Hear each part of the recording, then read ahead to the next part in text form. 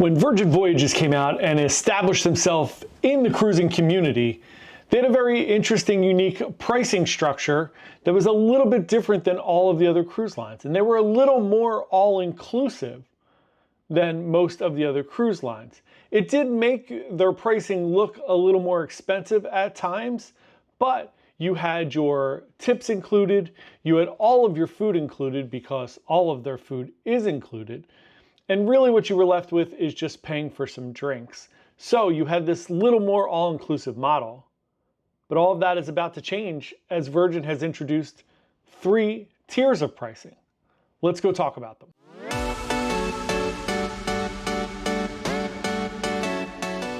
Hey everyone, Johnny from Byte Size Cruises. Welcome back to the channel. Today, all the talk is about the new Virgin Voyages tiered pricing program. I'm going to go through what this means and what all these tiers of pricing are. And I think this is probably something that we're going to be seeing a lot more of as we move forward with cruising. And I'm actually in favor of this tiered kind of like good, better, best pricing model, as long as we don't get carried away and as long as we don't start scaling back things in nickel and diming, kind of like the cable industry.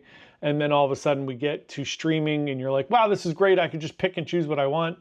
And then all of a sudden the streaming things all go up to $20 a month and you can only watch 3 things on this channel. So we don't want that kind of nickel and diming. But let's get into what this new pricing is and what it's all about. This goes into effect October the 7th. You're going to be able to pick one of these 3 tiers when you choose your pricing for Virgin Voyages, and it's going to range from basic to premium. What they're calling it now is Voyage Fare Choices. So this is in place for Sea Terrace, which is what their balcony is, all the way down to interior cabins. Suites are completely different, but let's get into this. First off, we have base fare. So this is, you're looking for the most basic value of all values. Value over perks. It's non-refundable. That's it, right? So you pay this, there's no refunds. Whatever you're paying, you're losing if you don't go. It's going to include basic Wi-Fi for 1 person and the ability to book your dining reservations 15 days in advance.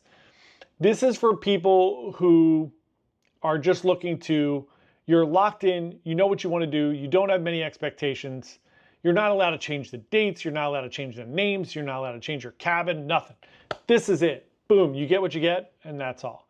Next up is what we call the essential fare, what they call the essential fare. I'm calling it whatever they call it. Virgin describes this as being the closest to their current model, right? So this is classic Wi-Fi for 1 device per guest. So now you get 2, obviously you have 2 people in the room. If you have 2 people in the room, both of them are getting in the first package. You only have 1 Wi-Fi. This you have classic Wi-Fi. You have the ability to book dining 45 days in advance. And it also gives you a little bit of flexibility in adjusting some things. So here you're going to get, you can change the sailing date. However, this is with a cruise credit. You're not getting your money back. You'll be able to apply it to a new cruise. You can change names of a guest other than the primary booker. This is pretty standard for all cruise lines. Generally speaking, whenever I talk to somebody, the thing I always try to get across is anytime somebody's like, hey, if we have to change people, I'm like, the first guest can never change. You basically have to cancel your booking. So here you get that flexibility. The same, you can change the second guest. Next up for your premium fare, this is people that want elevated benefits, kind of the more all-inclusive feel.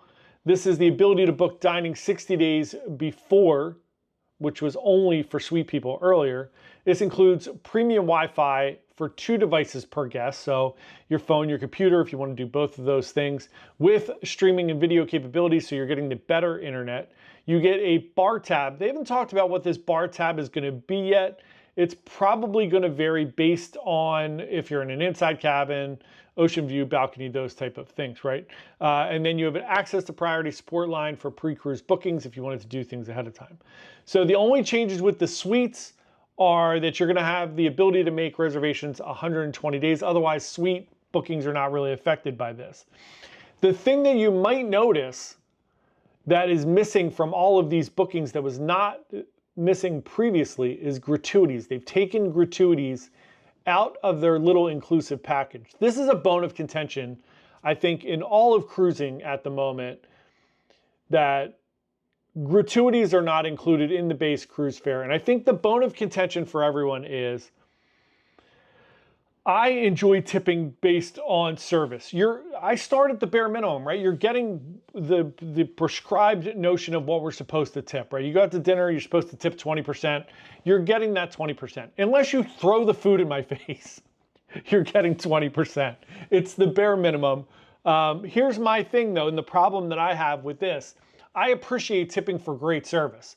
So I think what we have happen here is you start feeling guilty because you're prepaying these gratuities, or the gratuities are separate, that you're paying for every day, which aren't cheap. Most of the cruise lines are somewhere around 20 bucks a day now per person per room for, if you're not in a suite, somewhere between 16 and 20 bucks a day per person, which for a 7-day cruise adds almost $300 to your booking, right? So that's a decent chunk of money. And then I think what happens is you start feeling guilty if you go to a specialty dining restaurant. I know I do. Maybe you don't. Maybe people don't care. I don't know. I'm just saying what I feel. Or if you go get drinks and you order something and you feel like you should tip something, but you don't want to tip because, or you feel like you have to tip even though your gratuities were all paid already for your bookings. So I think what happens here is we wind up tipping extra, and then people are pissed about it, which you really shouldn't be pissed about. It's your choice if you choose to do that. And my feeling has always been, I want to tip for great service, not just because I have to. So this way, when you have your bookings now, you're paying your gratuities outside of that. And then when you get on the ship, you have to make that decision. I was just on Norwegian Escape, and even at specialty dining, I tip a little bit extra. And then I tip the room steward a little bit extra because you feel bad not leaving it. So again, I will go back to the kind of modern position that I'm in. I wish the cruise fare would be whatever the rate is so that they could pay these people fairly.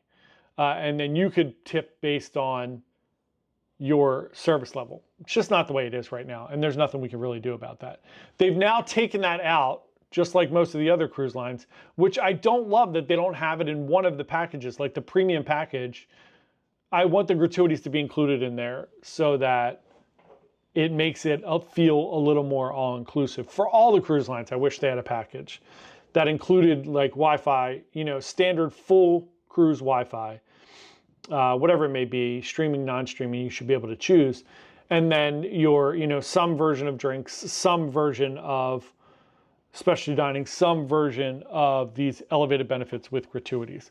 So now it's a separate line item. And it doesn't, so they're saying it doesn't impact the total price of the cruise. It provides transparency, which I don't agree with, because it does affect the price of the cruise because it's a separate line item. So the other thing I don't love about this is that if you pay your gratuities in advance, they're $20 per person per day.